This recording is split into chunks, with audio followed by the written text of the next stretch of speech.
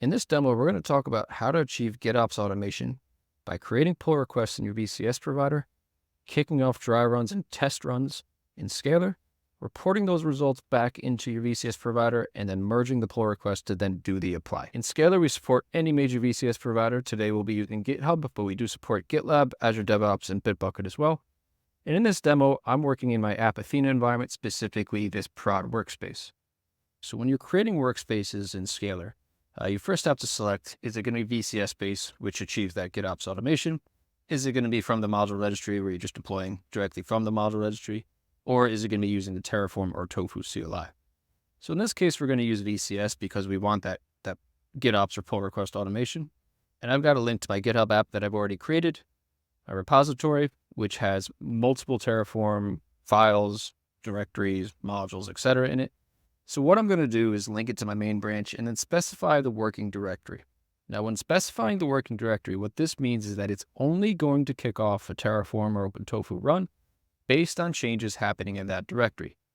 You do have the option of selecting any changes, which basically will look at the root of the repository, and any changes that happen at all will kick off a Terraform run. This is helpful for the scenarios where you're going to have a repo per application or per deployment.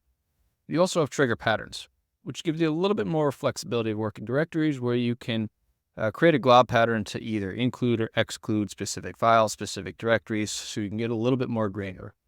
But as I mentioned in this case, we're going to use directories because we have a mono repo, and we want to focus specifically on any changes that happen to the VPC module, and we want to focus on any changes that are happening to my Scalr.tf_vars file.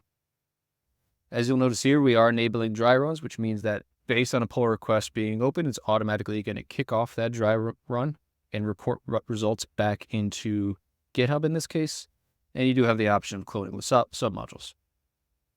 As I mentioned, I've already set up my VCS provider. So if you are going through this, you'll want to do that first. We do support any of the major VCS providers. And what I've also done is added a provider configuration for AWS, which is our way of authenticating to the cloud providers. So that if you are following along, that is also something that you would want to do if it requires authentication to your cloud providers. So I've switched over my console here, and as you can see, I am in that working directory that we specified in the workspace, so that infra/VPC. And if we take a look at the main.tf file here, it's actually calling a module from the Scalr private module registry. Everything else has var files. So we're just going to go into the .tf var file that we have located here and update, for example, this VPC CIDR to say /16.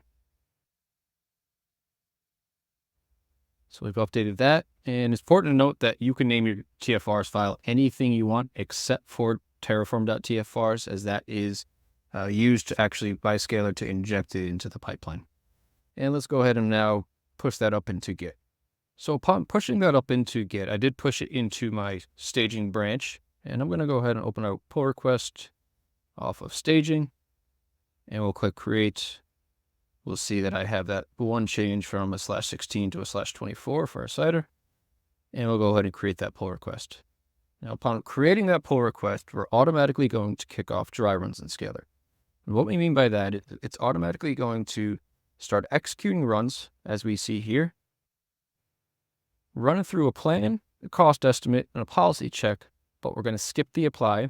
And all of this information is then going to be sent back into GitHub in this case. But again, this does work for any major VCS provider, and return those results. Okay, so we fast forwarded a little bit so you don't have to wait through the pipeline there.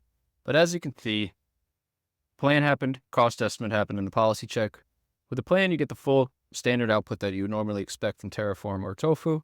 You also have a visual plan where you can see just the diffs between the previous state and now the new one. In the policy check, everything looks good. We had one advisory. That means it's just a notification, so it's not going to fail the actual checks in GitHub. You also have the ability to create soft or hard policies, which would cause a failure for the checks back in GitHub. Now, if we flip back in GitHub, where your developers would likely be spending most of their time, you'll see we actually get all the results back in here. So this gets broken down in two parts. First, you have your summary. And the reason for the summary is that this repo could be linked to multiple workspaces. In the event that it is linked to multiple workspaces, Scalr sends back a summary of all of the workspaces aggregated into a single view, so that you can see if everything was successful, if one failed, if they all failed, make it easier for you to review all of the workspaces that this is linked to. We then break it down into a per workspace report. Per workspace report gives you all the information that you could see in Scalr, and it also breaks down what resources changed, as well as what outputs changed. If anything has been destroyed, we will also call that out with warnings, and if there are any errors during the plan, those errors with the Terraform output are sent back into GitHub so that your developers or application teams have all the information they need to make the decision directly in GitHub itself. So everything looks good in this case. We'll go ahead and merge that pull request. And once merged, we'll see in Scalr that it's going to kick off an apply run, which is going through the entire pipeline we just saw, but this time actually executing the apply. Okay, so jumping ahead here, we see that it went through that same exact workflow with a plan, cost estimate, policy check with OPA, but this time actually did the apply and then created the resources and then stored the state in our workspace, as we will see here. The current state executed a minute ago with the same run ID. There are a lot of other advanced options that you can set. For example, adding a skip CI message or adding skip Scalr message directly in the commit to then skip the run from executing, or going into the automation settings and adding different options around auto queuing runs. Today, we just wanted to cover some of the basics of how to set up that GitOps and PR automation workflow.